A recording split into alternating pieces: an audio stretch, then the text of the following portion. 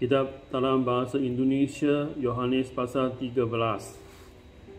Sementara itu, sebelum hari raya Paskah mulai, Yesus telah tahu bahawa saatnya sudah tiba untuk beralih dari dunia ini kepada Bapa. Sama seperti Ia senantiasa mengasihi murid-muridnya, demikianlah sekarang Ia mengasihi mereka sampai kepada kesudahannya. Mereka sedang makan bersama dan iblis telah membisikkan rencana dalam hati Yudas Iskariot, anak Simon, untuk mengkhianati dia. Yesus tahu bahawa bapaknya telah menyerahkan segala sesuatu kepadanya dan bahawa ia datang dari Allah dan kembali kepada Allah. Lalu bangunlah Yesus dan menanggalkan jubahnya.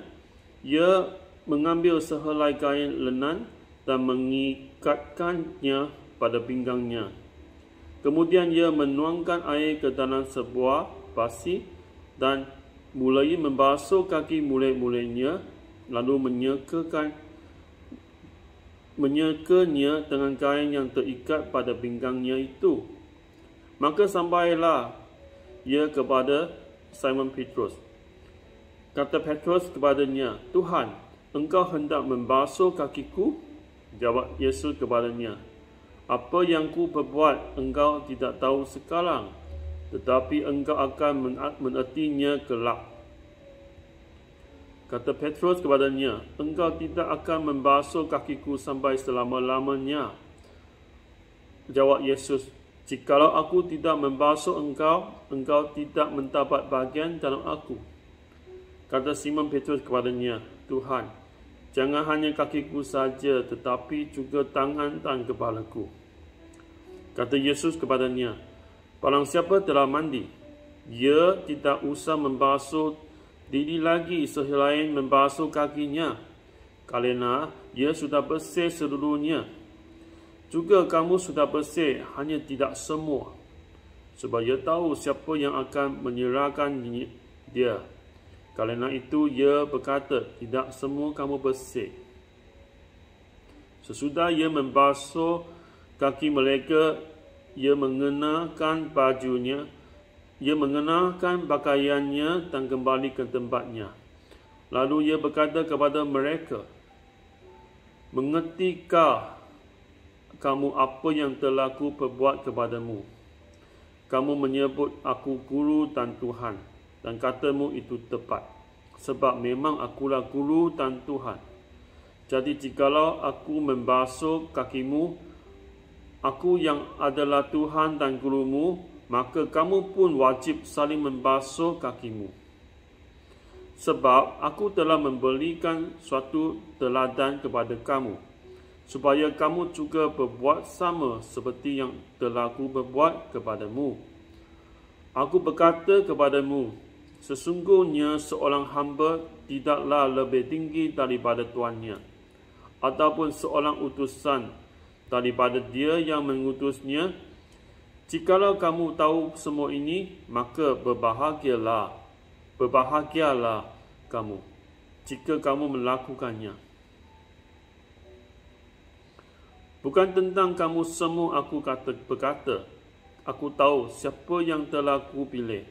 Tetapi haluslah genap nas ini. Orang yang makan rotiku telah mengangkat tumiknya terhadapku. Aku mengatakannya kepadamu sekarang juga, sebelum hal itu terjadi, supaya jika hal itu terjadi, kamu percaya bahawa akulah dia. Aku berkata kepadamu, sesungguhnya barang siapa menerima orang yang ku utus, ia menerima aku. Dan barang siapa menerima aku, ia menerima dia yang mengutus aku." Setelah Yesus berkata demikian, ia sangat terharu lalu bersaksi, "Aku berkata kepadamu, sesungguhnya seorang di antara kamu akan menyerahkan aku." Murid-murid itu memandang seorang kepada yang lain. Mereka ragu-ragu siapa yang dimasukkannya. Seorang yang di antara murid Yesus, iaitu murid yang dikasihinya, bersandar dekat kepadanya di sebelah kanannya. Kepada murid itu Simon Petrus memberi isyarat dan berkata, "Tanyalah siapa yang dimasukkannya." Murid yang duduk dekat Yesus itu berbaring dan berkata kepadanya, "Tuhan, siapakah itu?" Jawab Yesus, "Dialah itu yang kepadanya aku akan memberikan roti sesudah aku mencelupkannya." Sesudah berkata demikian, ia mengambil roti, mencelupkannya dan memberikannya kepada Yudas, anak Simon Iskariot. Dan sesudah Yudas menerima roti itu, ia kerasukan iblis. Maka Yesus berkata kepadanya, "Apa yang hendak kau perbuat? Perbuatlah dengan segera." Tetapi tidak ada seorang pun dari antara mereka yang duduk makan itu mengerti apa maksud Yesus mengatakan itu kepada Judas. Kerana Judas memegang khas, ada yang menyangka bahawa Yesus menyuruh dia membeli apa-apa yang perlu untuk perayaan itu atau membeli apa-apa kepada orang miskin. Yudas menerima roti itu lalu segera pergi. Pada waktu itu hari sudah malam. Sesudah Yudas pergi, berkatalah Yesus, "Sekarang anak manusia dipermuliakan dan Allah dipermuliakan di dalam dia. Jikalau Allah dipermuliakan di dalam dia, Allah akan mempermuliakan dia juga di dalam dirinya dan akan mempermuliakan dia dengan segera.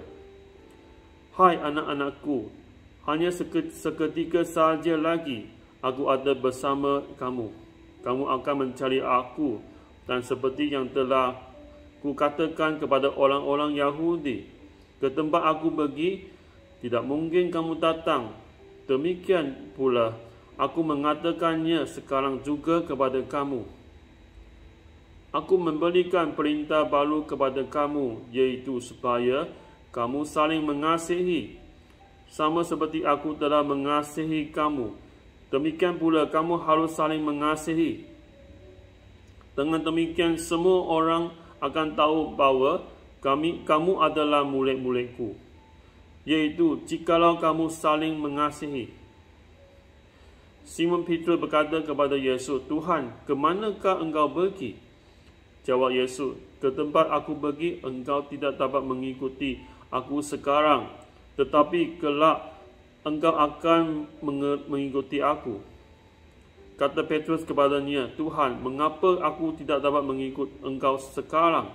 Aku akan memberikan nyawaku bagimu." Jawab Yesus, "Nyawamu akan kuberikan bagiku? Sesungguhnya aku berkata kepadamu, sebelum ayam berkokok, engkau telah menyangka aku 3 kali. Inilah firman Allah. Amin."